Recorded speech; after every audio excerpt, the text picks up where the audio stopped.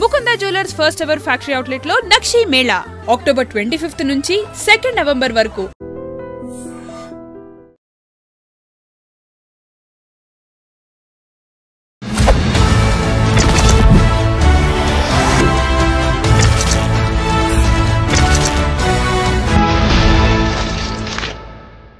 పరిచయం అక్కర్లేని couple Duvvada Srinivas, Divvala Madhuri.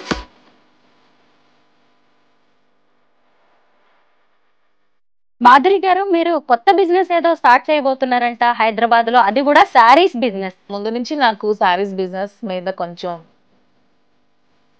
So political గా ప్రతిసారి ఏం జరుగుతుందంటే ఇతను పాలిటిక్స్ లో బిజినెస్ పరంగా కంప్లీట్ గా లాస్ అయ్యాను. సో అలాంటప్పుడు శ్రీనివాస్ గారికి నాకున్న ఇంట్రెస్ట్ ని గమనించారు. అతను హైదరాబాద్ మదీనాగూడలో ఫస్ట్ బ్రాంచ్ అయితే స్టార్ట్ చేస్తున్నాం, కాంచీపురం బొక్లా సిల్క్స్ అని. మీకోసమే ఆవిడ అలా స్టాండ్ అయిపోయి ఉండడం, ఇంత పిచ్చిగా ప్రేమించడం మీకు ఎప్పుడైనా ఆశ్చర్యంగా అనిపిస్తుందా? నా జీవితం ఎప్పుడు ఆ ఈర్ష్య, అసూయ, ద్వేషం, ఆధిపత్యాల మధ్య నడిచింది నా ఇంట్లో. అలా విసిగిపోయింది నాకు. లేదా ఎక్కడికైనా వెళ్ళిపోదాం దూరంగా, ఇంక అయిపోయి 60 సంవత్సరాల తర్వాత ఇంక ఇదంతా క్లోజ్ చేసేద్దాం అని అనుకున్న నాకు మళ్ళీ అసలు చెందింది. నేను ఒంటరిగా ఏం చేయాలో అర్థం కాని పరిస్థితిలో ఈమె తోడు నాకు ఒక ఆసరాగా దొరికింది, ఒక చీకట్లో వెలుగులో. అలా దగ్గరికి సొసైటీ కోసం, పెద్దల కోసం పెళ్లి చేసుకున్నట్టున్నారు, పిల్లల్ని కూడా కన్నారు. కానీ మీ జీవితాల్లో ఏదో వెళుతుంది. ఆ వెళితే ప్రేమ, ఆ ప్రేమ కరువైంది. ఆ ప్రేమ మా ఇద్దరి మధ్యలో.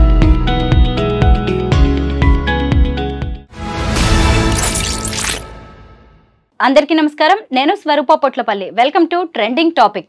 పరిచయం అక్కర్లేని కపుల్ దువ్వాడ శ్రీనివాస్, దివ్యల మాధురి.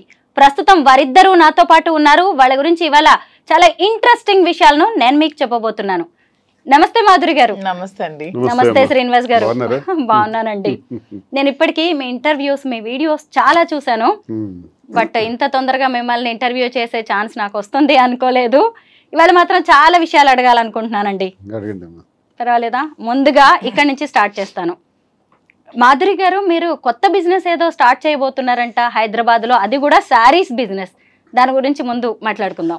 నేను ముందు నుంచి నాకు శారీస్ బిజినెస్ మీద కొంచెం ప్యాషన్ ఉంది. నాకున్న ఈ ఫ్యాషన్లో ప్యాషన్ గమనించి శ్రీనివాస్ గారు నన్ను ఎంకరేజ్ చేశారు. శ్రీనివాస్ గారు ముందు నుంచి కూడా మైనింగ్ బిజినెస్. సో పొలిటికల్గా ప్రతిసారి ఏం జరుగుతుందంటే ఇతను పాలిటిక్స్లో మన పార్టీ హవాలో లేనప్పుడు అదర్ పార్టీ వచ్చినప్పుడు పొలిటికల్గా ఇతన్ని వ్యాపారాల మీద దెబ్బతీస్తున్నారు. సో మైన్స్ అన్ని దెబ్బతీస్తారు. ఇదే విధంగా ఈ ఎలక్షన్ కూడా మేము ఓడిపోయిన ఈవినింగే మా మైన్ని క్లోజ్ చేశారు. ఆల్మోస్ట్ 60 crores వరకు మేము లాస్ అయిపోయాం. బిజినెస్ పరంగా కంప్లీట్గా లాస్ అయ్యాం.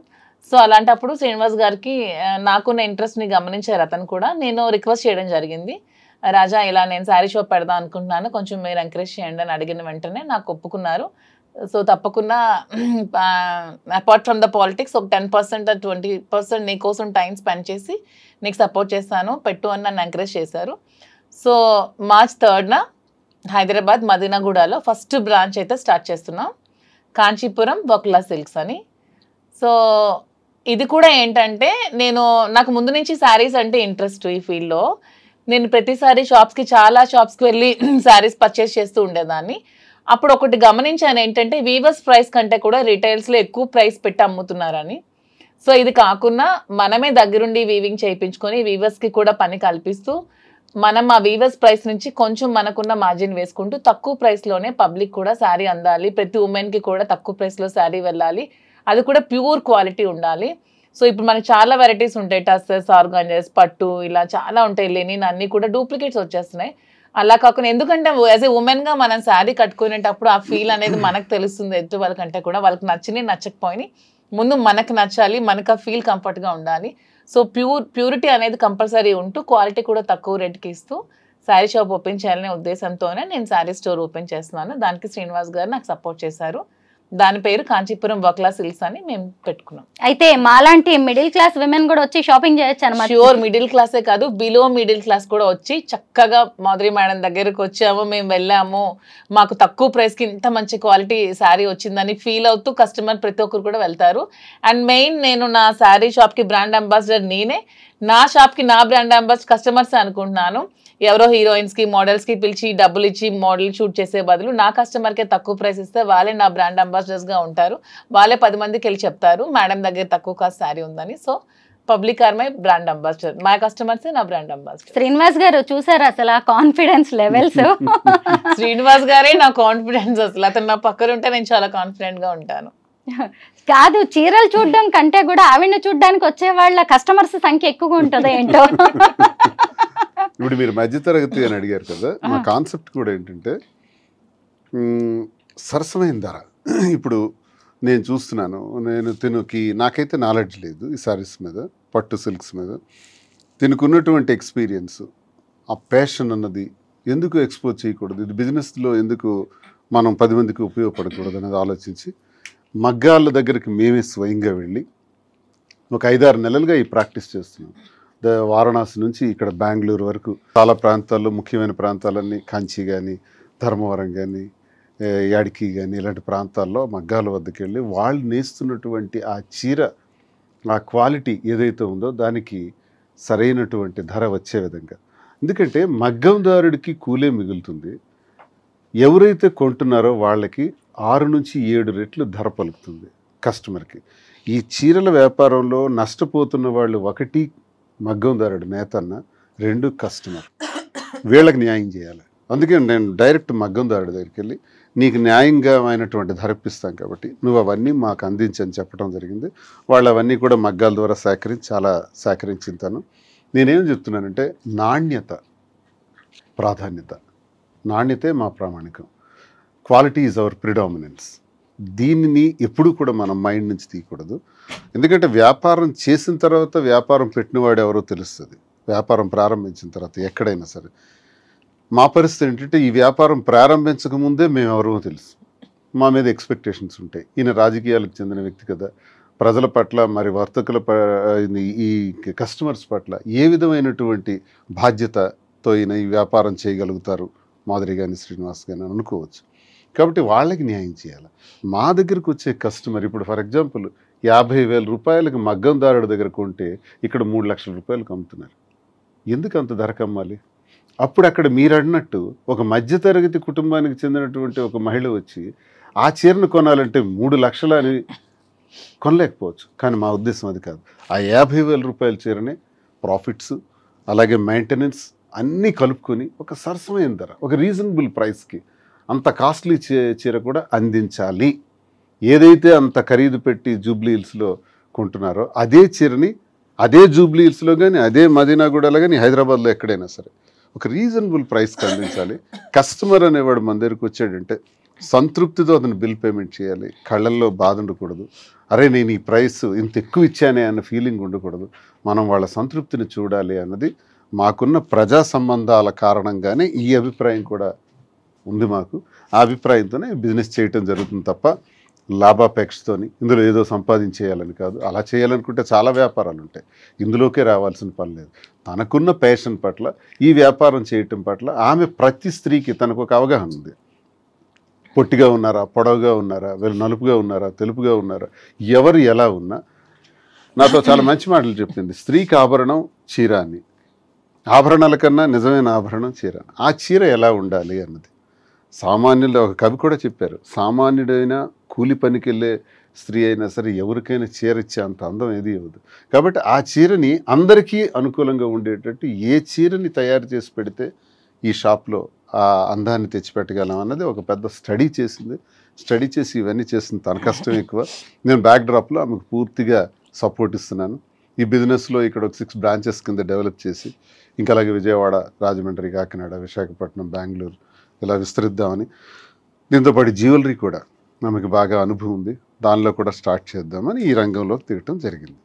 అసలు మైనింగ్ బిజినెస్ ఎక్కడ, చీరల బిజినెస్ ఎక్కడ? చీరల గురించి మీరు ఎంత అద్భుతంగా చెప్తున్నారు. అదే నేను ఇప్పుడు అడగబోతున్నాను. యాక్చువల్ గా ఎందుకంటే స్త్రీకి నిజమైన ఆభరణం చీర అని నేను అంటూ ఉంటాను. సో శ్రీనివాస్, ఉమెన్ పొట్టిగా ఉన్నా, పొడుగ్గా ఉన్నా, నలుపుగా ఉన్నా, లావుగా ఉన్నా, ఎలా ఉన్నా ఉమెన్ అంటే అందం అంతే. అది ఈవిడైనా మిమ్మల్ని ఇలా మార్చేసింది, చీరల గురించి కూడా మాట్లాడేలాగా ఈవిడే కదా. ఇంతవరకు రాళ్ల గురించి మాట్లాడేవాడు, రాళ్ళు రప్పల గురించి మాట్లాడేవాడు. వరల్డ్ క్లాస్ మెటీరియల్ గ్రానైట్ లో నాకు మంచి పేరు ప్రఖ్యాతులు ఉండే ఐకాన్ బ్రౌన్ అని. ఎక్స్పోర్ట్స్ 20 years గా గ్రానైట్స్ ఎక్స్పోర్ట్స్ లోనే ఉన్నాను. వ్యాపారం గురించి తెలుసు, ఫినాన్స్ అప్ అండ్ డౌన్స్ తెలుసు, ఇవన్నీ తెలుసును. కానీ దీని గురించి నాకు చీరల పట్ల అవగాహన లేదు. ఈ మధ్యకాలంలో ఈ 4-5 months నుంచి ఎక్కువగా నేను చూస్తున్నాను. మగ్గాల దగ్గరికి వెళ్ళటం, వాళ్ళు చూడటం, వాళ్ళు పడే కష్టం, ఇందులో నాణ్యత, ఇవన్నీ చూస్తూ నేను కంక్లూజన్కి వచ్చాను. మనం ఈ బిజినెస్ ఈ రకంగా చేయాలి, ఇది బ్రెయిన్లో పెట్టుకున్నాను. తప్పకుండా సక్సెస్ చేస్తాం, తప్పకుండా న్యాయమైన ధర, సరసమైన ధర వస్తుంది. దానికి నేను ఎప్పుడు కూడా ఆ విధంగా ఆలోచిస్తాను. వ్యాపారం విషయంలో చేద్దాం. ఇప్పుడు ఈ వ్యాపారం చేయకూడదని ఏముంది, ఇది నేరం కాదు. చాలామంది అంటుంటారు దువ్వాడ శ్రీనివాస్ ఆఖరికి ఇలా ఆలోచిస్తున్నాడా, పొలిటీషియన్, అగ్రెసివ్గా మాట్లాడే పొలిటీషియన్, ఎవరినైనా ప్రశ్నించేవాడు, ఎంత దీనిగా ఉండేవాడు. ఏం తప్పే ఉంది? మాధురి కోరికను వాలంటైన్స్ డే సందర్భంగా నాకు ఇది కోరుకుంది, నేను నా ఫ్యాషన్ పట్ల నాకున్న ఈ ప్యాషన్ని మీరు సహకరించండి అనేటప్పుడు నేను మాట ఇచ్చాను. తప్పకుండా తను ఈ బిజినెస్లో సక్సెస్ అవుతుంది. వచ్చే వాలంటైన్స్ డే నాటికి తప్పకుండా 6 branches ఫినిష్ అవుతాయి. ఇతర ఆంధ్రప్రదేశ్లో కూడా కొన్ని బ్రాంచెస్ వస్తాయి. ఒక విమెన్ ఎంటర్ప్రెన్యూర్గా ఒక మంచి ప్లాట్ఫామ్ మీద నిలబడుతుంది. 6 branches ఎక్కడ మాధురి గారు? ఫస్ట్ నేను మదీనాగూడలో స్టార్ట్ చేస్తున్నాను. హైదరాబాద్ ఎందుకంటే వెన్ కంపేర్డ్ టు ఆంధ్ర అమ్మాయినే, కానీ ఎందుకో నాకు హైదరాబాద్ పీపుల్ కనెక్షన్ ఈ 6-7 monthsలో చాలా ఎక్కువగా ఉంది. మ్యాక్సిమం హైదరాబాద్ ఎవరికైనా సరే లైఫ్ ఇస్తుంది, బతకడానికి వచ్చే వాళ్ళకి చాలా మందికి. సో నాకు ఎక్కువ ఫ్యాన్స్ కూడా హైదరాబాద్లోనే ఉన్నారు. తెలంగాణ వాళ్ళే చాలా ఎక్కువ ఉన్నారు. నన్ను ఆదరిస్తున్నారు, అర్థం చేసుకున్నారు, సపోర్ట్ చేస్తున్నారు, నన్ను ప్రేమిస్తున్నారు, నన్ను కలవాలని అడుగుతున్నారు, నన్ను కలుస్తున్నారు, చాలా సపోర్ట్ చేస్తున్నారు. సో ఎందుకు ఫస్ట్ హైదరాబాదే చూస్ చేసుకోకూడదని ఆలోచించుకొని హైదరాబాద్ ఫస్ట్ చూస్ చేసుకున్నాను. అండ్ ఉమెన్ ఎంటర్ప్రెన్యూర్ ఎదగడానికి హైదరాబాద్ మంచి అవకాశం ఇస్తుందని నేను బాగా స్ట్రాంగ్గా నమ్ముతున్నాను. ఎందుకంటే when compared to Andhra, Hyderabad people are well matured. కొంచెం అంటే ఫ్యాషన్ పరంగా కూడా కొంచెం ఈ culture when compared to Andhra కొంచెం ఇది డెవలప్డ్గా ఉంది. సో ఫస్ట్ బ్రాంచ్ మదీనాగూడలో స్టార్ట్ చేసి, నెక్స్ట్ బ్రాంచ్ జూబ్లీ హిల్స్లో స్టార్ట్ చేసి, ఇంకొక బ్రాంచ్ వేరే దగ్గర ప్లాన్ చేస్తున్నాం. తర్వాత నెక్స్ట్ ఆంధ్ర వైజాగ్లో కూడా పెట్టాలి, విజయవాడలో, రాజమండ్రిలో ఇలా కూడా పెట్టాలనే ఆలోచనలో అయితే ఉన్నాము. నాకైతే ఉమెన్ ఎంటర్ప్రెన్యూర్గా ఎదగాలని ఉంది. నాకే కాదు, ప్రతి ఉమెన్కి ఇదే చెప్తున్నాను. ప్రతి ఒక్కరు కూడా మీరు మెయిన్ డిపెండ్ అవ్వడం మానేసి మీకు ఎర్న్ చేసుకుంటూ ఇండివిజువల్గా బతకడం నేర్చుకోండి. తర్వాత మీరు పెళ్ళిళ్ళు చేసుకుంటారో ఏం చేసుకుంటారో మీకు నచ్చిన బట్టి బతకండి, కానీ ఫస్ట్ అయితే మీరు ఇండిపెండెంట్గా బతకడం అయితే నేర్చుకోండి, ఎవరి మీద ఆధారపడకండి. నిజంగా మీ శారీస్ కలెక్షన్ చాలా బాగుంటుంది. Thank you. మీ సెలెక్షన్ కూడా బాగుంటుందని దాన్ని చూస్తుంటేనే అర్థమవుతుంది. ఒకరోజు మీరు ఒక వీడియో చేశారు మీ యూట్యూబ్ ఛానల్. ఆ వీడియో కూడా నేను జస్ట్ 2 hours లో చేశాను. ఆ వీడియో నేను చాలా సర్ప్రైజ్ అయ్యాను. అంతా చూస్తే మీరు ఒకే రోజు చేసిన వీడియో లాగే అనిపించింది. 1 day లో 2 hours లో చేశాను. జస్ట్ 2 hours లో జస్ట్ చేశాను. అది శ్రీనివాస్ గారు జస్ట్ ఇలా బయటకి ఎక్కడికి వెళ్ళి వచ్చే లోపల 2 hours లో కంప్లీట్ చేశాను. యూట్యూబ్ వీడియోస్ కూడా ఎందుకు స్టార్ట్ చేశానంటే నాకు ముందు నుంచి కూడా పబ్లిక్ దగ్గర అవడం ఇష్టం. ఆ విధంగానే డాన్స్ స్కూల్ స్టార్ట్ చేశాను. పిల్లలకి డాన్స్ చెప్పడం, ఉమెన్ కి డాన్స్ చెప్పడం, ఎక్కువ నాకు గ్యాదరింగ్స్ ఉమెన్ తో ఎక్కువ క్రౌడీ పీపుల్ తో ఉండడం నాకు ముందు నుంచి ఇష్టం. ఆ విధంగానే పాలిటిక్స్ లోకి వచ్చాను. సో ఆ విధంగానే ఈ బిజినెస్ లోకి వస్తే మోర్ కనెక్టింగ్ పీపుల్ అవ్వచ్చు, బాగా ఉండొచ్చు అనే ఉద్దేశంతోనే మళ్ళీ ఈ బిజినెస్ కూడా స్టార్ట్ చేస్తాను. మీరు ఆల్రెడీ ఎంటర్ప్రెన్యూర్ కదా, ఆల్రెడీ బిజినెసెస్ ఉన్నాయి మీకు, పెట్రోల్ బంక్ లాంటివి. మరి వాటి సంగతి ఏంటి? మీరు ఇక్కడికి వచ్చేసి పెట్రోల్ బంక్ కూడా రన్ అవుతుంది. పెట్రోల్ బంక్ అంటే మనం ఎంతమందికి జాబ్ ఇవ్వచ్చు, ఎంప్లాయ్మెంట్ 3 or 4. ఇదే ఈ షాప్ లో నేను 50 మందికి, 60 మందికి, 100 మందికి, 1000 మందికి నేను ఎంప్లాయ్మెంట్ ఇవ్వచ్చు. నాకు హ్యాపీగా ఉంటుంది కదా. నేను ఒక 1000 మందికి నేను నా దగ్గర బ్రతుకుతున్నారంటే ఆ వచ్చే ఫీలింగ్ మజాయే వేరు. శ్రీనివాస్ గారు, మరి మీరు ఇక్కడే ఉంటారా హైదరాబాద్ లో? నేను టెక్కల్ కాన్స్టిట్యున్సీలో ఉంటాను. టెక్కల్ కాన్స్టిట్యున్సీలో మేము ప్లాన్ చేసుకున్నాం బిజినెస్ చేసేటప్పుడు. ఒక 4 days అక్కడ, 3 days ఇక్కడ. అలాగే మాధురి వస్తుంటారు, వెళ్తుంటారు, నేను వస్తుంటాను, వెళ్తుంటాను. జస్ట్ 3 hours హైదరాబాద్లో ఉంటాం ఫ్లైట్కి వచ్చి. ఇక్కడ నుంచి బయలుదేరితే మరో 3 hours టెక్కల్లో ఉంటాం. ప్రజా సమస్యలు ఇప్పుడు ప్రస్తుతం మాకు 29లో ఎలక్షన్ అయితే ఓ 2 years గ్యాప్ బాగా దొరికింది. ప్రస్తుతానికి చిన్న చిన్న సమస్యలు ఉన్నాయి, కార్యకర్తలకి ఇబ్బందులు పెడుతున్నారు. అలాగే పెళ్ళిళ్ళు, ఏవైనా ఫంక్షన్లు ఉంటే వాటికి హాజరవటం, కార్యకర్తలకు ఇబ్బంది వస్తే నిలబడటం, గ్యాప్ కొంచెం ఉంది. కాబట్టి ఈ గ్యాప్లో బిజినెస్ని పికప్ చేద్దామని ఇది సీరియస్గా తీసుకున్నాను. అంటే హైదరాబాద్ వచ్చి వెళ్తుంటాను. ఇక్కడ కూడా ఇల్లు తీసుకుంటున్నాం, ఇక్కడ ఉండటం జరుగుతుంది, అక్కడ ఉండటం జరుగుతుంది. పాలిటిక్స్ అనేది మాకు ఊపిరి, ఇంతమే పాలిటిక్స్. 25 సంవత్సరాల కష్టం, అది ఎక్కడ విడిచిపెడతాం? ఫస్ట్ అది అది చేసి తీరుతాం. అది ఉంటే ఇది ఉంటుంది. మల్టిపుల్. మీ బిజినెస్ కోసం మరి ఆయన మరి ఇక్కడ ఉండడం అక్కడ ఉండడం ఇబ్బంది ఏమి మా ఇద్దరికి కూడా ఫస్ట్ పాలిటిక్సే మా లైఫ్, తర్వాత బిజినెస్ మా ప్యాషన్. సో పాలిటిక్స్ వదిలేదే లేదు అసలు. మేము రాజకీయాలు అనేది వదిలేదే లేదు. అతను ఊపిరినంత వరకు రాజకీయాలు చేస్తూనే ఉంటారు, ప్రజల కోసం పోరాడుతూనే ఉంటారు, ప్రజల పక్షాన్ని నిలబడుతూనే ఉంటారు. సో బిజినెస్ కోసం పాలిటిక్స్ వదిలేది లేదు. ఎంతమంది బిజినెస్ చేస్తూ పాలిటిక్స్ చేయట్లేదు, ఓన్లీ పాలిటిక్స్ చేస్తే మేము ఎలా బ్రతికేది? మాకు బ్రతకడానికి కూడా ఉండాలి, మాకు నమ్మి వచ్చిన కార్యకర్తను కూడా మేము బ్రతికి పెట్టే విధంగా ఉండాలంటే మేము కూడా బిజినెస్ చేయాలి, చేస్తూ పాలిటిక్స్ చేయాలి. కాబట్టి రెండు బ్యాలెన్స్ చేసుకోగల సత్తా మాలో ఉందే కాబట్టి మేము కాన్ఫిడెంట్ గా ఉంటూ ఈ నిర్ణయం తీసుకుంటూ బిజినెస్ చేస్తూ పాలిటిక్స్ చేస్తాం. రెండు బ్యాలెన్స్ చేసుకోవాలి. మా ఉద్యోగాల్లో కూడా ఎంతో మంది నాతో ఉన్నటువంటి నిరుద్యోగులు, ఏ అవకాశం లేకుండా ఉన్న వాళ్ళు చాలా మంది ఉన్నారు. వాళ్ళందరినీ ఇన్వాల్వ్ చేస్తున్నాం. మా కార్యకర్తలు చాలా మంది ఇక్కడ పెడుతున్నారు స్టాఫ్ గా. అక్కడ ఎవరికైతే జాబ్ అవసరం ఉందో వాళ్ళకి, ఇక్కడ ఎవరు అవసరం ఉందో హైదరాబాద్ లో ఎంతమంది వీలైతే అంతమందిని తీసుకుంటూ మరి కొంతమందిని అక్కడ అవకాశం లేని వాళ్ళకి కూడా ఇక్కడ తెచ్చిపెట్టడం, ఇవన్నీ కొంతమందికి లైఫ్ ఇవ్వటం జరుగుతుంది కదా. జీవితం నెలకు 20-25,000 జీతం, 30,000 జీతంతో హాయిగా ఉంటారు. పాలిటిక్సే మా లక్ష్యం అని చెప్తున్నారు. అసలే మరి హైదరాబాద్కి వస్తున్నారు. హైదరాబాద్ జనం, తెలంగాణ వాళ్ళు చాలా మెచ్యూర్డ్ గా ఆలోచిస్తారు. ఏమో రేపు ఇక్కడ ఏమన్నా పాలిటిక్స్ లోకి అవకాశం వస్తే మాధురి గారికి మీకు ఓకేనా? అవకాశం వచ్చిన మరుక్షణమే మా ఆశీస్సులు ఉంటాయి, సహకారం ఉంటుంది. గ్రేట్. అసలే జిహెచ్ఎంసీ ఎలక్షన్స్ రాబోతున్నాయి. మాధురి గారు మీలాంటి ఫైర్ బ్రాండ్స్ అవసరం అన్ని పార్టీలకి కనిపిస్తోంది. కొంచెం ఆలోచించుకోండి. మీ బేస్ అయిన ఆంధ్ర నుంచి ఇక్కడికి వస్తున్నారు. ఎందుకంటే మాకున్నది ఎప్పుడు పాలిటిక్స్ తో మాకు నిత్య సంబంధం, వ్యాపారం. అవకాశం వస్తే చూద్దాం. అయితే నేను ఒక ఇంటర్వ్యూలో మీరిద్దరు చెప్పడం ఒకటి నేను చూశాను. మాకు 5 పిల్లలు అన్నారు. మీ 2 ఆడపిల్లలు, అలాగే మీకున్న 3 ఆడపిల్లలు. ఎలాగా ఇంత అంటే ఓన్లీ స్టేట్మెంట్ కి అది పరిమితం చేస్తున్నారా, లేదంటే ప్రాక్టికల్ గా కూడా బాధ్యతగా ఉంటున్నారా మీరు? స్టేట్మెంట్ కి పరిమితం చేయడానికి మేమేం చిన్నపిల్లలం కాదు. అలాంటి స్టేట్మెంట్ ఇవ్వాల్సిన అవసరం కూడా మాకు లేదు. మాకు 2 పిల్లలు, 3 పిల్లలు, 5 పిల్లలు అనుకునేటప్పుడు 5 పిల్లల బాధ్యత కూడా మేము తీసుకుందామని నిర్ణయించుకున్నాం. ఆల్రెడీ ఒక పాపకు పెళ్ళైంది, ఇంకో పాప పెళ్ళికి రెడీగా ఉంది. ఆమె పెళ్ళికి కావాల్సిన ఏమైతే మేము ఖర్చు పెట్టాల్సిన డౌరీ ఉంటే అవి కూడా రెడీ చేస్తూ, నా పిల్లలు ఇంకా చిన్నవాళ్ళు, just UKG, 5th standard, 6th standard, వాళ్ళకి చదివించుకుంటూ వాళ్ళు కూడా ఒక ఉన్నతమైన స్థానంలో పెడుతూ వాళ్ళు కూడా చూసుకుంటూ 5 పిల్లల బాధ్యత ఇంతమంది ప్రజల బాధ్యత మేము తీసుకున్నప్పుడు 5 పిల్లల బాధ్యత మేము తీసుకోలేమా? సిల్లీ క్వశ్చన్ అది. ఎవరు అడుగుతుంటే మేము సమాధానం ఇస్తాం. సమాధానం ఇవ్వాల్సిన అవసరం కూడా మాకు లేదు. మా ఇంటికి వచ్చే ప్రజల కష్టాల్లోనే మేము ఉన్నప్పుడు మా పిల్లలకి మేము ఎలా వదిలేస్తాం? ప్రజలు మాకు నిత్య సంబంధం. మా వల్ల బయటకు వచ్చినటువంటి 5 పిల్లలు, 5 పిల్లలు చూడకపోతే మరి ఎవరిని చూడాలి? కామన్, చిన్న విషయం. అది చూడాలి, తప్పదు. అది మా ధర్మం, మా బాధ్యత. యాజ్ ఏ పేరెంట్స్ గా పిల్లల బాధ్యత అందరికీ పేరెంట్స్ తీసుకోవాలి. వాళ్ళ తలరాతలు మనం కలనే, వాళ్ళు ఏమవుతారో అదేమనే తర్వాత అది దైవాధీనం. కానీ వాళ్ళ బాధ్యత మనం అయితే తీసుకోవాలి.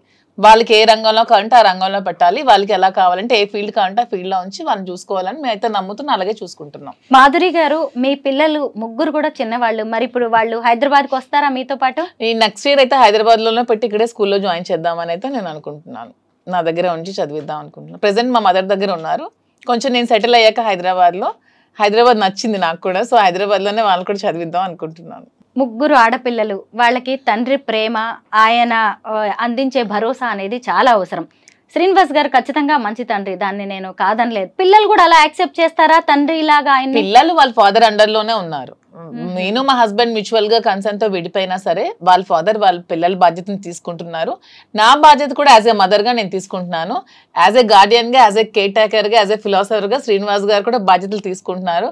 మా పిల్లలకి 3 బాధ్యతలు కూడా ఉన్నాయి. 3 తీసుకుంటున్నాం కేరు. వాళ్ళకి ఏ లోటు ఉండదు. నా వల్ల ఈ భూమి మీదకి వచ్చారు పిల్లలు, వాళ్ళకి ఏ లోటు రానివ్వను. నా కంటికి రెప్పలా కాపాడుకొని చూసుకుంటాను. వారసుని ఇవ్వడానికి కూడా మేము రెడీగా ఉన్నాము అని చెప్పారు. చాలా సర్ప్రైజ్ అయ్యాను నేను. అసలు సర్ప్రైజ్ ఏముంది, ముందు నుంచి మేము అనుకుంటున్నాం. దాంట్లో సర్ప్రైజ్ ఏముంది? నేనే మాధురి అంటేనే ఓపెన్ గా చెప్తుంది ఏదైనా. మేము నిజంగానే వారసుడికి అందామనే ఆలోచనలో ఉన్నాము. యాక్చువల్గా ఈ ప్లానింగ్ ముందే ఉండే, కానీ ఈ బిజినెస్ కోసం ఈ ప్లానింగ్ ని ఒక 1 year షిఫ్ట్ చేసాం. ఆఫ్టర్ ఈ 1 year బిజినెస్ తప్పకుండా కోర్టులో కేసులు కూడా ఉన్నాయి కాబట్టి అవన్నీ కొంచెం తేలాలి. కాబట్టి కొంచెం తేలిన తర్వాత అవన్నీ కూడా ఉంటది. ఏముంది, కావాలి అనేది బలమైన కోరిక ఈవిడదే అనిపిస్తా ఉంటది నాకు. లేదు నాకంటే ఏంటంటే శ్రీనివాస్ గారు ఉన్న క్వాలిటీస్, ఇలాంటి అవసరం ఇంకొక జనరేషన్ కూడా ఉండాలి, ఇతని వారసుడు ఉండాలనే ఆలోచన నాకైతే ఉంది, అతనికి కూడా ఉంది, ఇద్దరికి ఉంది.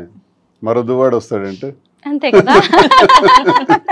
అలానే ఆడపిల్ల మగపిల్ల తక్కువ నేను అన్నా. ఏం ఆడపిల్లలు రాజకీయాలు చేయట్లేదా, ఆడపిల్లలు ప్రైమ్ మినిస్టర్ అవ్వలేదు అలానే కాదు. ఊరికే మా ఇద్దరికి అనిపించింది, అంటే 5 ఉన్నారు కదా, వీళ్ళు 5 చూసుకోవడానికి ఇంకో బాబు ఉంటే బాగుంటుందని అంతే. మీ ఇద్దరిది ప్రేమ అనాలా, ఏమంటారు ఈ సంబంధానికి పెట్టే పేరు? అంతకు మించి, ప్రేమకు మించి ఏమైనా పదం ఉంటే పెట్టుకోండి. ఈ మాట నేను ఎందుకు అడిగాను అంటే, సహజంగా మనం టీనేజ్ లోనో లేదంటే ఒక 15 years నుంచి 25 years లోపు ప్రేమలో పడుతూ ఉంటాం. అది ఆడవాళ్ళైనా మగవాళ్ళ, ఇలాంటి పేర్లు ఏవో ఉంటాయి. ఆ తర్వాత పెళ్ళైన తర్వాత కూడా కొన్ని రిలేషన్స్ ఉంటాయి, వాటికి రకరకాల పేర్లు ఉన్నాయి. ఇప్పుడు మాధురి గారు, మీరు ఎప్పుడైనా మీ ఎంగేజ్ లో ప్రేమలో పడ్డారా? ఇలా కావాలి అని ఎప్పుడైనా అనిపించిందా మీకు? ఎంగేజ్ లో అంటే ఎప్పుడు డిగ్రీలో ఫస్ట్ ఇయర్ లో ఎప్పుడో ఒకసారి లవ్ చేశాను, తర్వాత చూసారా, అబ్బా ఎంత open mind. He knows everything. I told him everything about me. He knows everything. ఎప్పుడు డిగ్రీ ఇంటర్మీడియట్ సెకండ్ ఇయర్ వరకు నేను శ్రీ చైతన్య చదివాను, గర్ల్స్ క్యాంపసే. డిగ్రీ ఫస్ట్ ఇయర్ లో బయోటెక్నాలజీ నేను ఫస్ట్ ఇయర్.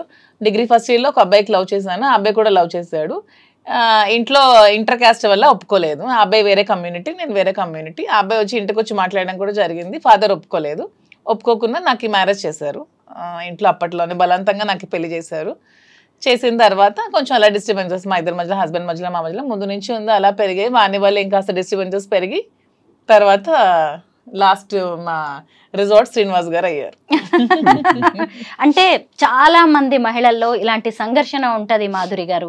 ఎందుకు మిమ్మల్ని చాలా మంది విమెన్ కావచ్చు, సొసైటీ కూడా మిమ్మల్ని అప్రిషియేట్ చేస్తుంది. ఎందుకు అంటే వాళ్ళ జీవితాల్లో వాళ్ళు చేయలేనివి చాలా మీరు చేసి చూపించారు. మీరు ఎంత అసలు ఆయన పక్కన కూర్చోబెట్టుకొని మీ లవ్ స్టోరీ గురించి చెప్పారు. ఇప్పుడు మళ్ళీ నేను ప్రేమలో పడ్డాను ఈయనతో అని చెప్పారు కదా. అసలు అంటే ఉమెన్ సంఘర్షణకి గురై భర్తతో ఇబ్బందులు పడుతూ ఆత్మహత్యలు చేసుకుంటూ, మొన్న ఎవరో ఒక అమ్మాయిని చూస్తాను పాపం, డాక్టర్ అమ్మాయి లవ్ మ్యారేజ్ చేసుకుందంట పాపం, వీడియో పెట్టింది. ఎంత బాధ అనిపించింది అంటే, ఎందుకు అంత బాధపడాలి, నువ్వు బయటకు వచ్చేసాయి, నీ చేతిలో చదువు ఉందిగా, నువ్వు హ్యాపీగా బతకచ్చు కదా, బయటకు వచ్చి అంత ఏడుస్తూ అంత చచ్చిపోతూ నువ్వు అక్కడ ఎందుకు బ్రతకాలి? సొసైటీ కోసం నువ్వెందుకు బాధపడాలి? సొసైటీ నీకేమైనా పెంచుద్దా? నువ్వు చచ్చిపోతే నీకేమైనా వచ్చి ఆపుద్దా? హ్యాపీగా వచ్చి బ్రతుకు. సో మనం ఏదో ప్రాబ్లమ్స్ ఉన్నాయని ఇరుక్కుంటూ మరి ఎంత పాసిబిలిటీ అంటే అంతవరకు సాల్వ్ చేసుకోవడానికి ట్రై చేయాలి. మనం ఒక వైఫ్ అండ్ హస్బెండ్ మధ్య మనస్పర్ధలు వస్తే సాల్వ్ చేసుకోవడానికి మాక్సిమం ట్రై చేయండి. కుదరలేదు, మనం అక్కడ సస్టైన్ అవ్వలేము, ఇంకా చావే శరణ్యం అయినప్పుడు ఖచ్చితంగా బయటకు వచ్చి మీ బతుకు మీరు బతకండి. అంతేగాని మీ లైఫ్ని ఎవరి కోసం నాశనం చేసుకోకండి. ఇది మీ లైఫ్, దేవుడు మీకు ఇచ్చిన లైఫ్, మీ లైఫ్ అనవసరంగా స్పాయిల్ చేసుకోకండి. శ్రీనివాస్ గారు మీరు చెప్పండి, మీకేమైనా ప్రేమ కథలు ఉన్నాయా? 1, 2 కాదు, ఒక 100 కథలు ఉంటాయి. గొడవ పెట్టాలి. మరి ఆవిడ అలా చెప్పినందుకు మీరు కూడా చెప్పాల్సిందే ఖచ్చితంగా. ఎందుకంటే అంత ప్లెయిన్ గా ఉన్నారు, అంత తెల్ల కాగితం. అసలు ఎంతో మంది పరిచయం ఉంటారు, వస్తుంటారు, వెళ్తుంటారు, కానీ నేను ప్రేమను చూసాను మాధురి. శ్రీనివాస్ గారు, నేను అతన్ని మొత్తం హిస్టరీ అంతా బయోపిక్ కూడా రాద్దాం అన్నంత నేను రీసెర్చ్ చేశాను. అతను లైఫ్ లో కాలేజ్ డేస్ నుంచి చిన్నప్పటి నుంచి మొత్తం అంతా రీసెర్చ్ చేస్తే శ్రీనివాస్ గారు ఎప్పుడు ఎవరిని లవ్ చేయలేదు. ఏంటండి మీకు ఆయన అంటే? అసలు బయోపిక్ రాస్తారంట.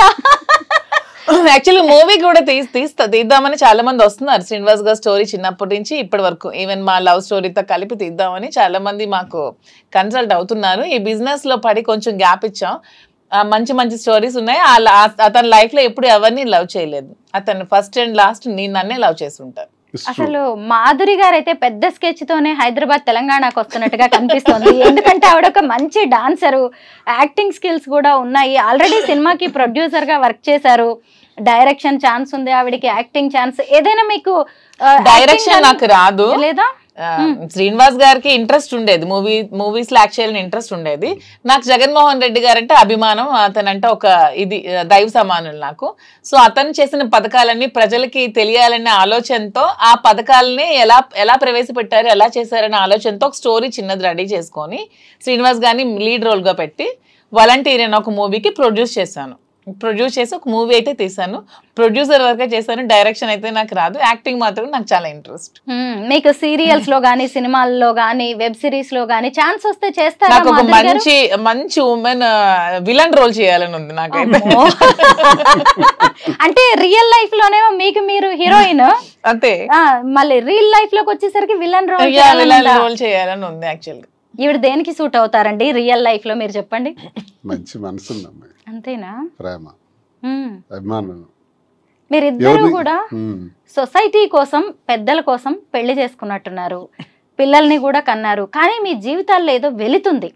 ఆ టైం ప్రేమ, ఆ ప్రేమ కరువైంది. ఆ ప్రేమ మా ఇద్దరి మధ్యలో ఇప్పుడు అంతే. నేను అదే నమ్ముతాను, కర్మ సిద్ధాంతంలో నేను అదే నమ్ముతాను. ఎక్కడో గత జన్మలో ఆగింది, ఆ బ్రేక్ ఇప్పుడు అది కంటిన్యూ అవుతుంది. అన్ని లవ్ స్టోరీస్ ఫిక్షన్ నుంచి వస్తాయేమో, మా love story real. So fiction వేరు, రియల్ వేరు, మాది రియల్. ఏం నచ్చుతుంది మీకు ఈ వీడియోలో? ఫెయిర్నెస్, స్పష్టంగా క్లారిటీగా ట్రాన్స్పరెంట్గా ఉంటుంది. నా పట్ల చాలా ప్రేమ చూపెడుతుంది కదా. అసలు ఇంత ప్రేమని భరించడం కష్టం కదా. ఇంత ధైర్యం అయితే నేను పొరపాటున ఒక మాట అంటే ఇమీడియట్ గా ఎలా రియాక్ట్ అవుతుందో తెలియదు. అందుకే నేను చాలా జాగ్రత్తగా ఏమన్నా అంటే అంటే ఒక క్షణం అతను నాతో మాట్లాడకపోయినా నేను ఉండలేను అనమాట. ఒక క్షణం ఆ గ్యాప్ కూడా నేను తీసుకోలేను. ఏంటి శ్రీనివాస్ గారు ఏం చేశారు మీరు అసలు? బాబాయ్ నాకైతే చాలా, అసలు మీరు చాలా లక్కీ అండి. మీకు అనిపిస్తుంది ఎప్పుడైనా లైఫ్ లో మీరు కొన్ని స్ట్రగుల్స్ పడ్డారు? డబ్బులు పదవులు అవేం అక్కర్లేదు. డబ్బు కావాలంటే నాకు నేను సంపాదించుకోగలను, పదవి కావాలంటే నాకు నేను తెచ్చుకోగలను. నాకు ప్రేమ ఒకటే కావాలి, అది శ్రీనివాస్ గారు పరంగా చాలా గ్యాప్ ఉన్నప్పుడు కూడా ఇలా నా కోసం నాకున్న సమస్యలు, నాకున్న సవాళ్లు, నాకున్న శత్రువులు, నాకున్న రాజకీయ ప్రత్యర్థులు, పరిస్థితులు, ప్రభావాలు, నష్టాలు, లాభాలు ఇవన్నీ ములిగి తేలి జీవితం. అది ఇలాంటి పరిస్థితుల్లో ఆసరాగా అండదండగా ఉండవలసిన అవసరం తనకే ఉంది. ఇది ప్రేమ కాకపోతే, గత జన్మ సుకృతం కాకపోతే ఎందుకుంటుంది? నాది త్యాగం కాదు, తనదే త్యాగం. నిజంగా నా కోసం నిలబడి ఇన్ని చేస్తున్నప్పుడు ఏ మనిషి అయినా ఇంకెంతకన్నా ఏం కోరుకుంటాం? జీవితంలో పుట్టినాక ప్రేమనే కదా కోరుకుంటాం. అది తల్లి ప్రేమ, తండ్రి ప్రేమ, అక్క చెల్లెళ్ళు, అన్నదమ్ముళ్ళు, స్నేహితులు, ఆఖరికి ఇలా ప్రేమ, ఒక ఆడమగకి మధ్య ఉన్నటువంటి ప్రేమ. ఈ ప్రేమతత్వం మనల్ని ఇలా మార్చుతుంది. నిజంగా. అంటే మాధురి గారు, మీకు మీ లైఫ్లో ఒక అసంతృప్తి, ఒక వాక్యూమ్ అనేది ఉండొచ్చు. ఒకవేళ అందరు ఆడవాళ్ళలాగే నచ్చకపోతే విడాకులు తీసుకొని వేరే జీవితాన్ని ప్రారంభించే అవకాశం కూడా మీకుంది. అయినా సరే ఎందుకు దువ్వాడ గారే? ఎందుకంటే మీ చుట్టూ కూడా ఎంతో మంది మగాళ్ళు ఉండొచ్చు, ఎంతో అట్రాక్ట్ చేసే అవకాశాలు కూడా మీకు ఉండొచ్చు. అయినా సరే ఎందుకు ఈయనే నచ్చారు మీకు? పైగా ఇద్దరు పిల్లలు పెద్దవాళ్ళు అయ్యారు, వాళ్ళ ఇంట్లో ఉన్న ఇష్యూస్ ఇవన్నీ మీకు తెలుసు. అయినా సరే ఇంత ఏజ్ గ్యాప్ అన్నట్టు ఇది నిజంగా గత జన్మ బంధమేమో అని నాకు మిగిలిపోయిన, గత జన్మలో మేము మిగిలిపోయిన ప్రేమికులమేమో అని నాకు అనిపిస్తుంది. ఇంతమంది ఉంటే అతనే ఎందుకు నాకు కనెక్ట్ అయ్యారు, ఇంతమంది అమ్మాయిలు ఉంటే నేనే ఎందుకు శ్రీనివాస్ గారికి కనెక్ట్ అయ్యాను, మా ఇద్దరి మధ్యలోనే ఎందుకు ఇలా రిలేషన్షిప్ డెవలప్ అయింది, ఏదో గత జన్మలో మిగిలిపోయిన బంధం ఏమో నాకు కూడా అనిపిస్తుంది. శ్రీనివాస్ గారిలో అంటే కొన్ని క్వాలిటీస్ నాకు బాగా నచ్చాయి. తను చాలా హంబుల్, హానెస్ట్, స్ట్రైట్ ఫార్వర్డ్, నీతి నిజాయితీతో ఉంటారు, లంచం ఇలాంటివి ఏవి ఎవరు ఎంత చూపించినా అవి ఏమీ లొంగరు. సో ఇవన్నీ కూడా అతను ఉన్న బెస్ట్ క్వాలిటీస్, చాలా రేర్గా ఉండే qualities. Like diamond, Kohinoor diamond లాగా ఎంతో ఎంతో రేర్ పీస్ లాగా, ఒక రేర్ యాంటిక్ పీస్ అనమాట దువ్వాడ శ్రీనివాస్ గారు. ఈ రోజుకి ఇలా చూసినా గానీ ఈ వీడియో కోసం వెనకబడే వాళ్ళు చాలా మంది ఉండొచ్చు కూడా. అంటే ఆవిడకున్న క్యారెక్టర్ అలాంటిది, ఆవిడకున్న క్వాలిటీస్ అలాంటివి. అయినా సరే అసలు మీకోసమే ఆవిడ అలా స్టాండ్ అయిపోయి ఉండడం, ఇంత పిచ్చిగా ప్రేమించడం మీకు ఎప్పుడైనా ఆశ్చర్యంగా అనిపిస్తుందా? కదా. ఇదే నేను అదే అనుకుంటాను. నా జీవితం ఎప్పుడు ఆ ఈర్ష్య, అసూయ, ద్వేషం, ఆధిపత్యాల మధ్య నడిచింది మా ఇంట్లో. ఇలాగే వెళ్ళిపోతానేమో. నేను కొన్నిసార్లు అనుకున్నాను, ఏంటబ్బా ఈ కుటుంబ జీవితం నాకు ఇలా ఉంది, పిల్లల కోసం బాధ్యత వహిస్తూ చాలా ఓర్పు సహనంతో ఉన్నాను, ఇలాగే రహస్యంగా వెళ్ళిపోవాలి. కొంత జీవితం అయిన తర్వాత నేను ఏమనుకునేవాడిని అంటే ఎక్కడికైనా ఆశ్రమానికి వెళ్ళిపోదాం అనుకునేవాడిని. లేదు, ఎక్కడైనా ఒక 5 ఎకరాల ల్యాండ్ తీసుకొని నీట్గా ఒక చిన్న కుటీరం వేసుకొని ప్రశాంతంగా ఒక్కడనే ఉంటాను, వ్యవసాయం చేసుకుని ఎవ్వరికీ రానివ్వను, నేను ఒక్కడిని ప్రశాంతంగా బ్రతుకుతాను, నాకు ఒక్కడిని కావాలి, ఏకాంతం కావాలా. విసిగిపోయాను అనమాట ఇంటి వ్యవహారాలకి. అలా విసిగిపోయి నాకు, లేదా ఎక్కడికైనా వెళ్ళిపోదాం దూరంగా, ఇంక అయిపోయి 60 సంవత్సరాల తర్వాత ఇంక ఇదంతా క్లోజ్ చేసేద్దాం అని అనుకున్న నాకు మళ్ళీ ఆశలు చిగురించి నాకు ఒక ప్రేమ అంటే ఏంటో నాకు కూడా అర్థమయ్యేటట్టు, తెలిసేటట్టు, అది కూడా భగవంతుడు నాకు ఇచ్చాడంటే ఆ వెంకటేశ్వర స్వామికి ఏ జన్మలో నేను ఆ స్వామిని నమ్ముతాను ఎక్కువగా. నిత్యం నేను స్వామినే ప్రార్థిస్తాను. నా ఇలవెల్పు స్వామి ఇచ్చిన ఇదే నాకు అని నేను భావిస్తాను. తోటి మగవాళ్ళు కూడా ఈర్ష్య పడే అంత అదృష్టం మీది. కదా, అన్నిటినీ డబ్బులతో కొలవలేమో మాధురి గారు. డబ్బు కాదు ఇక్కడ, డబ్బు ఈ రోజుల్లో ఎవరు సంపాదించట్లేదమ్మా, ప్రతి ఒక్కరు డబ్బులు నా దగ్గర ఏముంది ఇప్పుడు అలా అంటే. నిజమే అంతే కదా. నిజంగా అసలు అంటే ఈవిడ అమాయకురాలు అనిపిస్తుంది ఇక్కడ చూసినప్పుడు, మీరు మాత్రం లక్కీ అనిపిస్తుంది. అలా మాట్లాడుతూనే ఉంటారు కానీ అంటే ఆవిడ ఎక్కడ లెక్కలేసుకోలేదండి నేను గమనించినంత వరకు. 100% ట్రూ. నిలబడాలని చూస్తుంది. ఇప్పుడు మా ఇంట్లో జరిగిన సంఘర్షణ తర్వాత ఈయనకు నేను తోడుగా ఉంటానని ఒక డెసిషన్ తీసుకున్నాను. నేను ఒంటరిగా ఏం చేయాలో అర్థం కాని పరిస్థితిలో ఈమె తోడు నాకు ఒక ఆసరాగా దొరికింది అనమాట, ఒక చీకట్లో వెలుగులాగా. అలా అలా అలా దగ్గరైంది. అది ఆ కారణం ఏంటంటే ప్రేమ, హిడెన్ లవ్, ఎక్కడో ఒక దగ్గర బయటపడినటువంటి ప్రేమ ఉంది. అది మా మధ్య ఈ స్థితికి దారితీస్తుంది తప్ప అందరూ ట్రోల్ చేసేటట్టు మేమేదో స్వార్థపూరితంగాను ఇంకొక దురాశ ఆశలతోనో ఇది చేయలేదు. మా పరిస్థితులే మాకు ఈ స్థితికి దారితీసాయి. ఇందులో ప్రేమ అన్నది మాకు ఇంత బలంగా మమ్మల్ని దగ్గర తీసింది. ఈ ప్రేమతో దగ్గరైనటువంటి మేము ప్రజలకు కానీ మా మీద ఆధారపడిన పిల్లలకు కానీ మేము పూర్తిగా భరోసాగా ఉండాలి. ఏదైతే ఇంక శేష జీవితం ఉంటుందో ఆ జీవితంలో మరిన్ని మంచి వ్యాపారాలు చేయాలి, మరింత మందికి ఉపయోగపడాలి, ఒక విమెన్ ఎంటర్ప్రెన్యూర్గా ఆమె నిల్చోబెట్టాలి. నేను అన్నీ చూశాను. నేను బిజినెస్లో పీక్స్కి వెళ్ళాను, రాజకీయాలు చూశాను, అన్నీ చూశాను. ఇంకా నాకు అది ఇది చూడాలనే కోరికలు అయితే లేవు. ఆమెకు సపోర్ట్గా ఉందాం, ఏం చేస్తే అటన్నిటికీ ముందు సపోర్ట్ చేస్తాను. బిజినెస్లో కానీ రాజకీయాల్లో కానీ ఏం చేసినా పర్వాలేదు. మాధురి గారు, శ్రీనివాస్ గారు ఒక ప్రజాప్రతినిధి. ఆయన హీరోయిజం మీకు బాగా నచ్చుతుంది, ఆయన మంచితనం మీకు బాగా నచ్చుతుంది. కానీ ఆయన ఫ్యామిలీ విషయంలో ఆయనకి ఇంకా బాధ్యత ఉంది. పెద్దమ్మాయి పెళ్ళి అయింది, చిన్నమ్మాయికి ఇంకా ఆయన పెళ్లి చేయాల్సి ఉంది. భార్య సరే ఎటు పోయి ఎటు వచ్చినా ఆమె విషయంలో కూడా ఆయనకి బాధ్యత ఉంది. ఒకవేళ ఆయన ఆ బాధ్యతలు నెరవేర్చే క్రమంలో మీరు ఆసరాగా నిలబడతారా ఆయనకి? అదే చెప్తున్నాను, ఆమె విషయంలో బాధ్యతగా ఉంటూ ఆస్తి అంతా ఆమెకి రాసి వచ్చేసారు. అతను ఇది 0 బ్యాంక్ బ్యాలెన్స్ నా దగ్గరికి వచ్చారు. తను ఒక బాధ్యత పెట్టుకున్నారు. చిన్న పాప పెళ్లికి వాళ్ళు తను ఫైనాన్షియల్ గా అంతా ఇచ్చేసినా సరే తండ్రిగా నా బాధ్యత నేను నిర్వర్తించాలని నాకు అడిగినప్పుడు తప్పకుండా చేద్దాము, మీరు ఎలా చేయాలంటే అలా చేయండి అని చెప్పి నేను కూడా అతనికి సపోర్ట్ చేయడం జరిగింది. ఆ విషయంలో నేను ఎప్పుడు కూడా అతనికి అడ్డు చెప్పేదే లేదు. చాలా మంది ఆడవాళ్ళు ఇలాగా ఇష్టమైన వ్యక్తులను ఇష్టపడుతూ ఉంటారు, కానీ బయటకు చెప్పలేక కొంతమంది అయితే హత్యల దగ్గరకు వెళ్తున్నారు, ఆత్మహత్యల దాకా వెళ్తూ ఉంటారు. అసలు మీరు ఎలా ఫేస్ చేస్తున్నారు సొసైటీని? సొసైటీని నేను ఎప్పుడు నన్ను విమర్శించే వాళ్ళకి నేను ఇది పొంగిపోను, నన్ను విమర్శిస్తే నేనేం కృంగిపోను, నన్ను పొగిడితే నేనేమి పొంగిపోను. రెండు బ్యాలెన్స్ చేసుకుంటూ వెళ్తాను.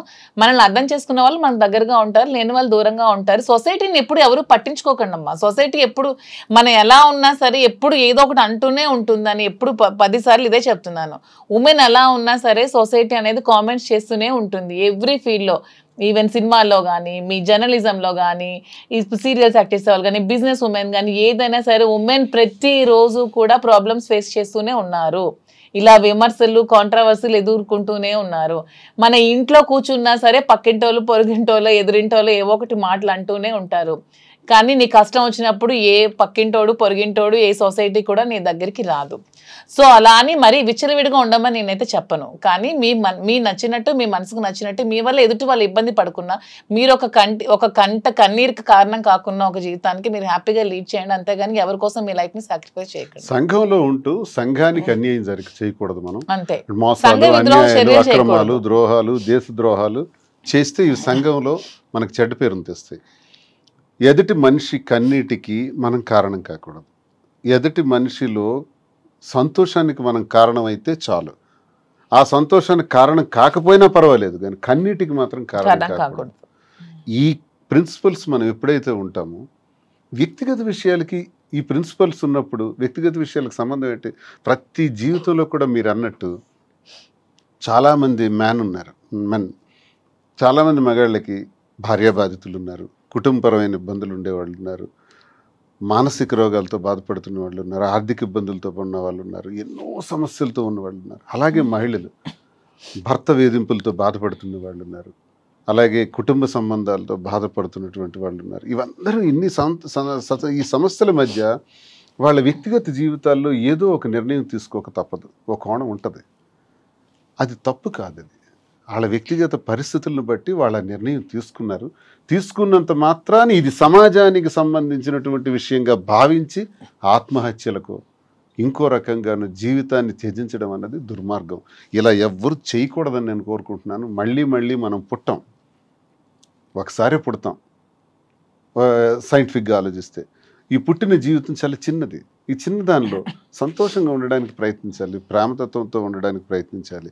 ఎవరి ఇష్టం వాళ్ళది, ఎవరి వ్యక్తిగతం వాళ్ళది. నీ మనసుకు నచ్చిందా, నీ మనసుకు నచ్చినట్టు నువ్వు చెయ్యి. ఒక సినిమాలో మహేష్ బాబు అంటాడు, you are the hero of your life. నిన్ను నడిపించుకునే శక్తి నీలోనే ఉంటుంది. అల్టిమేట్గా నీ విజయానికి నువ్వే కారణం, నీ పతనానికి నువ్వే కారణం, పక్కోడు కాదు. సో మనం జీవితాన్ని మనం చక్కగా నడిపించుకుందాం. ఇందులో ఒకరికి బాధ కలిగించకుండా ఉండాలనుకునే నీ ప్రిన్సిపల్ నువ్వు పెట్టుకుని అన్నీ చేసుకోయే నష్టం లేదు. ఇదేం తప్పు కాదు. దీన్ని రహస్యంగా మాధురి ఎవరో నాకు తెలియదు, శ్రీని ఎవరో నాకు తెలియదు అని తను అనేయచ్చు, తప్పించుకోవచ్చు. అందరూ చేస్తున్నది ఇదే. మేము అలా చెప్పదలుచుకోలేదు. చేసింది స్పష్టంగా క్రిస్టల్ క్లియర్గా. నేను పొలిటీషియన్ అయినా, రాజకీయాల్లో ఇలా ఉండకూడదు, ఇలా మాట్లాడకూడదు, ఇలా చేయకూడదు అనుకునే వాళ్ళకి కూడా నేను చేసింది స్పష్టంగా చెప్పాను. మీరు చేసింది చెప్పలేకపోతున్నారు. మీ షర్టు విప్పితే ఉన్న మచ్చలన్నీ కూడా తెలుస్తాయి. నా షర్టు విప్పాను కాబట్టి నా మచ్చల గురించి విమర్శకులు మాట్లాడుతున్నారు. విమర్శకులు మీ షర్ట్లు కూడా విప్పితే మీ మచ్చలు కూడా బయటకు తెలుస్తాయి. దయచేసి విమర్శించి మీరేదో స్వర్గం నుంచి దిగి వచ్చినట్టు మాట్లాడద్దు. ఇలాంటి విమర్శల వల్ల చాలామంది జీవితాలు త్యజించుకుంటున్నారు, ఇలాంటి మాటల వల్ల. అలాంటి వాళ్ళకి మేము ఉదాహరణగా ఏం చెప్తున్నాం అంటే ధైర్యంగా ఉండండి, ఎవరిని ఖాతరు చేయకండి, విమర్శల్ని పక్కన పెట్టండి. విమర్శించేవాడు పనికి మాలినవాడు, చేతగాని వాడే విమర్శిస్తాడు. మహిళ స్ట్రాంగ్ గా ఉండాలని చెప్తాము, బాగా చదువుకోవాలి అంటాము, ఉద్యోగాలు చేయాలంటాము, అంతరిక్షంలో కూడా ఆడది వెళ్ళాలని చెప్తాం. కానీ అదే పర్సనల్ లైఫ్ లోకి వచ్చేసరికి మాత్రం ఎవరిని పెళ్లి చేసుకుంటే వాళ్ళతోనే ఉండాలి, ఆ చెయ్యి వదిలేసిరా, నీకు ఇష్టమైన మళ్ళీ ఇంకొక మగాడి చెయ్యి పట్టుకొని ఏ సమాజమూ చెప్పదు. కానీ ఇప్పుడు వీటన్నిటిని కూడా బద్దలు కొట్టారు మాధురి గారు. మీరేమంటారు మహిళలకు? హిందూ సాంప్రదాయ ప్రకారం పెళ్లిళ్ళు ఉంటే మరి డైవోర్స్ సిస్టమ్ అనేది ఎందుకు తీసుకొచ్చారు? అసలు అది తీసుకురాకుండా ఉండాల్సింది కదా. మరి ఎందుకు డైవోర్స్ సిస్టమ్ అనేది ఎందుకు వచ్చింది అసలు? మరి అది ఉండే ఉండకూడదు. అప్పుడు ఒకరితో పెళ్లి చేసుకుని ఆగిపోవాలని డైవోర్స్ సిస్టమ్ ముందు బ్యాన్ చేయాలి. వివాహాలకు వచ్చేటప్పుడు తల్లిదండ్రులు అనేవాళ్ళు పెంచాలి, పోషించాలి, చదివించాలి, ఉన్నత స్థాయికి తీసుకురావాలి, అన్ని చేయాలి. వివాహం వచ్చేటప్పటికి ఆ వ్యక్తిగతంగా ఆ బిడ్డకున్న ఆలోచననే మనం ప్రొటెక్ట్ చేయాలి, మగవని ఆడవని. ఇప్పుడు నా కూతురు ఉంది, పెద్ద కూతురు. నేను ఒక ఇష్టమైన ఒక వ్యక్తిని పెళ్లి చేసుకుంటాను, ఓకే గో హెడ్ అన్నాను. డబ్బులు గట్టిగా ఖర్చు పెట్టి పెళ్లి చేశాను, నేనేం వద్దనలేదు. అసలు ఇంతవరకు మీకు ఒక విషయం చెప్పినా, అబ్బాయి ఏ కాస్ట్ కూడా శ్రీనివాస్ గారు తెలియదు. నేను పట్టించుకున్నాను. నీకు ఇష్టం కదా చేసుకో అంటే నేను ఆచరించి నేను చెబుతున్నా. నేను తండ్రినే. ఇలా ఆచరించే తండ్రులు ఎవరైనా ఉంటే వాడు ఒక మూర్ఖుడు, చేతగాని వాడు. పిల్లలని ఒక స్థాయికి తీసుకురావటమే నీ బాధ్యత. వాళ్ళ జీవితం వాళ్ళది, వాళ్ళకి విడిచిపెట్టాలి. చాలామంది తల్లిదండ్రులు ఏమనుకుంటారంటే, నా కొడుకు నాకు చల్లగా నాకు చూడాలి, కోడలు వచ్చిన తర్వాత ఆ కోడల్ని వాళ్ళిద్దరు సంతోషంగా ఉంటే దాన్ని జెలస్గా ఫీల్ అయ్యి నన్ను నిర్లక్ష్యం చేస్తున్నాడు నా కొడుకు అంటారు. తప్పది. పెళ్ళయిన తర్వాత ఇంక నీ కొడుకుతో నీకు సంబంధం వద్దు, నీ కూతురుతో నీకు సంబంధం వద్దు. వాళ్ళు హాయిగా బ్రతకని, నీ కాళ్ళ మీద నువ్వు బ్రతుకు. బాగులేనప్పుడు వాళ్లే వస్తారు, లేనప్పుడు దేవుడు ఉన్నాడు చూస్తాడు. అంతేగాని లేనిపోని ఆలోచనలు పెట్టుకొని మారుతున్న ఈ జనరేషన్లో ఇంకా మనం అన్ని విషయాల్లో తలదూర్చడం వల్ల ఈ గొడవలు వస్తాయి, స్పర్ధలు వస్తాయి, విడిపోతారు, గొడవలు పడతారు. పిల్లల్ని అంతవరకు అల్లారు ముద్దుగా పెంచుతారు. పెంచినప్పుడు ఇష్టం వచ్చినట్టు పెళ్లి చేయమంటే హత్యలు చేస్తున్నారు, పరువు హత్యలు అంటున్నారు. కులం ఏమైనా తిండి పెడుతుందా? క్యాస్ట్కి ఏముంది? అందరూ హ్యూమన్ బీయింగ్సే కదా. ఈ క్యాస్ట్ ఫీలింగ్ ఎందుకు అసలు? మాధురి గారు, మీరు శ్రీనివాస్ గారిని ఏమని పిలుస్తారు? నేను రాజా అని పిలుస్తాను. ఎందుకని? ఆయన కింగ్ అనా? అలాంటి క్వాలిటీస్ ఉన్నాయని. ఏంటండి రాజాకు ఉండే క్వాలిటీస్ చెప్పండి. ఎంతకన్నా క్వాలిటీస్ ఏముంటుంది? ప్రజల కష్టం ఉందంటే అక్కడ వెళ్ళి అతను ఉంటారు. 600 100 వాళ్ళ కష్టంలో ప్రతి క్షణం పాలు పంచుకుంటారు. అంతకన్నా ఇంకేం ఉండాలి క్వాలిటీస్ కింగ్కి? అందుకే నాకు ఎప్పుడు రాజాలా కనిపిస్తాడు. సినిమాల్లో చూస్తాం కదా హీరోస్ ని, మీకు రియల్ లైఫ్ లో హీరో. అన్యాయం జరుగుతుంది అంటే ఆడు ఎవడైనా నేను విడిచిపెట్టే ప్రసక్తి లేదు, నిలబడిపోతాను అడ్డంగా. రాజకీయం కోసం అడ్డదారులు తొక్కరు, ఎవరి కాళ్ళు పట్టుకోడు, ఎవరికి రిక్వెస్ట్ చేయడు, ఎవరికి బెక్ చేయడు. ఎవరైనా ఇతని పైన ఉన్నారు వాళ్ళకి వెళ్ళి బతిమాలితే నాకు ఈ పదవి వస్తుంది అంటే పదవి లేకపోయినా పర్వాలేదు, నేను మాత్రం ఇలాగే ఉంటానంటారు. ఇంతవరకు ఏ రోజు కూడా నాకు ఈ పదవి కావాలి, నా టికెట్ కావాలని ఏ రోజు కూడా చేయి చాచి ఎవరికి అడగలేదు. అన్ని అతని కాళ్ళ దగ్గరికి వచ్చాయి అంతే. అతని దురదృష్టం, అతని ఫ్యామిలీ పరంగా కొన్ని ప్రాబ్లమ్స్ ఫేస్ చేయడం వల్ల అతి తక్కువ ఓట్ల మెజారిటీతో 3000 2000 ఓట్లతో, అది కూడా ఫ్యామిలీ ప్రాబ్లమ్స్ వల్ల ఓడిపోయారు తప్పితే అతను ఎప్పుడు ప్రజా జీవితంలో ఎప్పుడో నగ్గేశారు. మీరు ఆవిడ ఏమని పిలుస్తారు? రాజు. అంటే ఏంటి?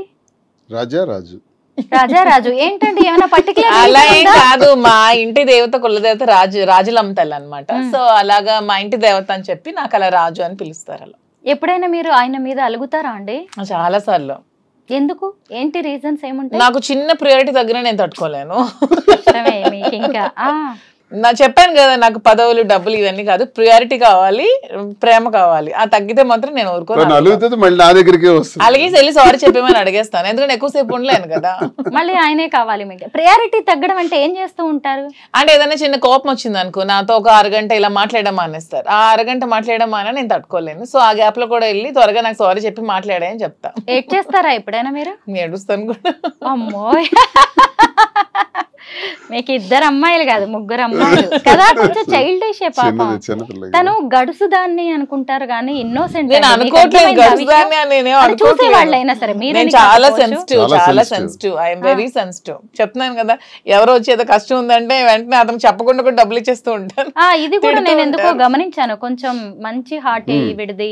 ఎన్నోసార్లు తిట్లు కాస్తాను, అతను తెలియకుండా చాలా మంది వస్తూ ఉంటారు, అమ్మాయి ఇలా ఉందంటే అది నిజమో తెలుసుకోకుండా ఇచ్చేస్తూ ఉంటాను. చాలా సార్లు తిట్టారు కూడా, తెలుసుకో ముందు నిజమా కాదా అని.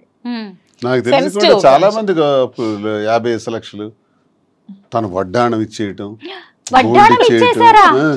మరేంటి ఎవరికండి ఏమైంది కారణం ఏంటంటే వాడికి పాపం ప్రాబ్లం లో ఉన్నాడు, ఏదో ఫంక్షన్ ఉంది వాళ్ళ కూతురుది, మెచ్యూరిటీ ఫంక్షన్, అందుకే ఇచ్చేసానంటే. ఏం చేశారు? అలాగే ఎన్నో దానాలు ధర్మాలు వడ్డాణం వెనక్కి ఇవ్వట్లేదు, అప్పులని ఆడ అడుగుతుంటే ఇచ్చేయటమే. మీరిద్దరు గిఫ్ట్స్ ఇచ్చుకుంటూ ఉంటారు, ఏం తక్కువైందని ఇలాగా చిన్న చిన్న గిఫ్ట్స్. ఆవిడ వడ్డాణాలే ఆవిడ దానం చేసేస్తుందంటే గిఫ్ట్స్ ఇచ్చుకోవడం అని కాదు, శ్రీనివాస్ గారు వాడే ప్రతి వస్తువు కూడా నేను కొనిపెట్టిందే పెట్టుకోవాలని అదొక చిన్న. ఏమి ఇచ్చారు ఇప్పటిదాకా గిఫ్ట్స్ ఆయనకి? ఇప్పుడు రింగ్ ఉంది అనుకో, అది నేనే దగ్గరుండి చేయిస్తాను, అది నేను చేస్తే పెట్టుకోవాలి. ఈ బ్రాస్లెట్ నేనే ఇచ్చి అదే పెట్టుకోవాలి, అతని దగ్గర ఎన్నున్నా పెట్టుకోవాలి, నేను ఇచ్చిందే పెట్టుకోవాలి. అలా ఉంటుంది నాకు చిన్న ఫీలింగ్. శ్రీనివాస్ గారు అనిపిస్తుందా ఇంత ప్రేమను భరించడం కూడా కష్టమే అని? చాలా అదృష్టవంతుడిని. అదృష్టం నిజంగానే. అవును, మీరే అదృష్టవంతుడిని, వెంకన్న దయ. అంతేనండి, నిజంగా మీరిద్దరు భలే మీడియా ఫ్రెండ్లీ. అసలు అందరికి ఎవరికైనా ఇంటర్వ్యూ మీడియా ఫ్రెండ్లీ కాదు, friendly to everyone, public people అంతే. మీడియా అంటే మాకు స్పెషల్ గౌరవం కూడా. నిజంగానే చిన్నప్పటి నుంచి రాజకీయాల్లో కూడా మీడియాకి ఎక్కువ ప్రాధాన్యత ఇచ్చుకుని వచ్చేవాడిని. నేను నా ఎలివేషన్ కూడా మీడియా చేశారు నన్ను. వాళ్ళే నన్ను రాజకీయంగా ఈ స్థాయికి తీసుకొచ్చారు. ఆ ప్రేమ ఎప్పుడూ ఉంటది మీడియాలో.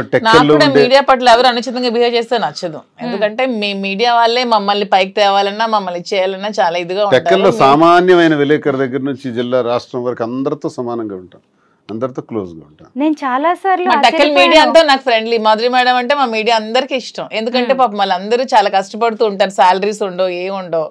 పాపం వాళ్ళ ప్యాషన్ తో ఈ మీడియాలో చాలా మంది పని చేస్తూ ఉంటారు. వాళ్ళందరికీ నేను ఎప్పుడు సపోర్ట్ చేస్తూ ఉంటాను. ఎప్పుడైనా ఎవరైనా ఏదైనా అడగండి, ఇచ్చేస్తారనుకుంటా కొంచెం.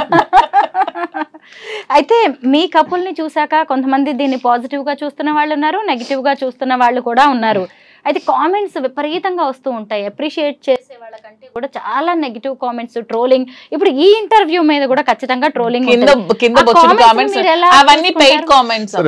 నేను ఎంక్వైరీ చేశాను. మెయిన్ ఏంటంటే మేము పవన్ కళ్యాణ్ లేదా లోకేష్ చంద్రబాబు నాయుడు విమర్శిస్తాం, కానీ ఆ పొలిటికల్ పీపుల్ కొంతమంది చేస్తున్నటువంటి కామెంట్స్, పొలిటికల్ యాంగిల్లో మేమంటే పడని వ్యక్తులు మా శత్రువులు ఒకే ఐడి నుంచి ఒక 10 కామెంట్స్ వస్తాయి. మీరు చూడండి, అందులో ఒకే ఐడి నుంచి 10 ఉంటాయి వరుసగా.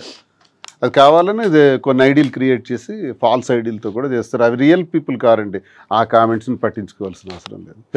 ఒకవేళ రియల్గా చేసినా ఖాతరు చేయాల్సిన అవసరం లేదు. దిస్ ఈజ్ మై లైఫ్, నేను ఇలా డెసిషన్ తీసుకున్నాను, మేము ఇద్దరం ఇలా ఉంటున్నాం, మేము చెప్తాం, ఇంకేం చెప్పాలి చెప్పండి. కానీ ఎవరు ఏమనుకున్నా కానీ మనకి నచ్చిందే చేయాలి, మన జీవితం మనది అని నిజంగా మీ ఇద్దరు చాలా మందికి అయితే ధైర్యాన్ని ఇచ్చారు. ఏ మాటకు ఆ మాటే, అది మాత్రం ఒప్పుకొని తీరాలి. నన్ను కూడా తిడతారేమో, మీరు మంచి చేశారు. ఎందుకంటే నిజంగా ఒక రిలేషన్ లో అంత బలవంతంగా ఉండడం కంటే బయటకు వచ్చి నచ్చిన వ్యక్తుల్ని, పైగా మీరు ఎక్కడా దాచిపెట్టలేదు దేన్ని కూడా. అదే అంటున్నాం కదా, నేను ఫస్ట్ టైం ఇంటర్వ్యూ ముందుకు వచ్చాను, అప్పటికే మేము 2 years నుంచి ఉన్నాము, మా పబ్లిక్ అందరికీ తెలుసు. వచ్చి ఓపెన్ గా చెప్పాను, దాన్ని కూడా చాలా ట్రాల్స్ చేశారు, ఫేస్ చేశాను అంతే. శ్రీనివాస్ గారు నాకేం సంబంధం లేదు, ఎవరో నాకు తెలియదు అని చెప్పి నేను ఉండొచ్చు, అందరూ చేసేటట్టు సీక్రెట్ గా మేము కలవచ్చు, కలిసి ఉండొచ్చు, అన్నీ చేయొచ్చు, అలా ఏమీ లేదు. ఓపెన్ గా ట్రాన్స్పరెంట్ గా క్లియర్గా క్రిస్టల్ క్లియర్గా ఉన్నాం. మా తెలంగాణలో మీరు స్టార్ట్ చేయబోయే saris and jewellery business super success అవ్వాలని మేమైతే కోరుకుంటున్నాం. Thank you so much. మేము కూడా నాకు నమ్మకం అయితే ఉంది తెలంగాణ పీపుల్ మీద, నాకు సపోర్ట్ చేస్తారని, నన్ను ఆదరిస్తారని, నాకు ఈ బిజినెస్ కి 100% వాళ్ళు చేయూతం ఇస్తారని నమ్మకం అయితే నాకు ఖచ్చితంగా. చాలా మంది తెలంగాణ పీపుల్ మేము కష్టాల్లో ఉండేటప్పుడు ఇక్కడ నుంచి ఫోన్స్ మహబూబ్ నగర్, నిజామాబాద్, హైదరాబాద్, ఈవెన్ నా పవర్ కట్ చేసినప్పుడు వానైతే నాకు ఇంటికి రావాలా, మేము వస్తాం, మేము హెల్ప్ చేస్తామని ఎక్కడెక్కడి నుంచో నాకు కాల్ చేసి చాలా సపోర్ట్ విచిత్రంగా తెలంగాణ చాలా ఎక్కువ వచ్చింది. అందుకే విశాఖపట్నంలో ప్రారంభిద్దాం బిజినెస్ అనుకున్నాం. మాకు నూనె హైదరాబాద్ లో ప్రారంభిద్దాం, 2 రాష్ట్రాల్లో కూడా మనకి అదొక వైడ్ ఇది వస్తుంది, అక్కడే చేద్దాం అని మనసు మార్చుకొని మళ్ళీ ఇక్కడికే వచ్చాం. ప్రేమాభిమానాలు, ప్రజలు ఇవన్నీ మర్చిపోలేను. మా కష్టాల్లో మాకు ఎంతమంది కాల్ చేసి నిలబడ్డారు అనేది మాకు తెలుసు. మీ దేశ ఆంధ్ర అయినా కానీ మా కోసం మీరు ఇక్కడికి వచ్చేసి కొత్త బిజినెస్ స్టార్ట్ చేయడం, మీ జీవితం కూడా అండి ఖచ్చితంగా ఈ సెకండ్ ఇన్నింగ్స్ అనేది అద్భుతంగా ఉండాలి. మీ పర్సనల్ లైఫ్ కూడా, ప్రొఫెషనల్ లైఫ్ కూడా ఖచ్చితంగా ఈవెన్ నేను సినిమాల్లోనో సీరియల్స్ లోనో ఎక్కడో స్టార్ లాగా అయితే చూస్తాను. Thank you so much. Thank you. Thanks to you both. Thank you.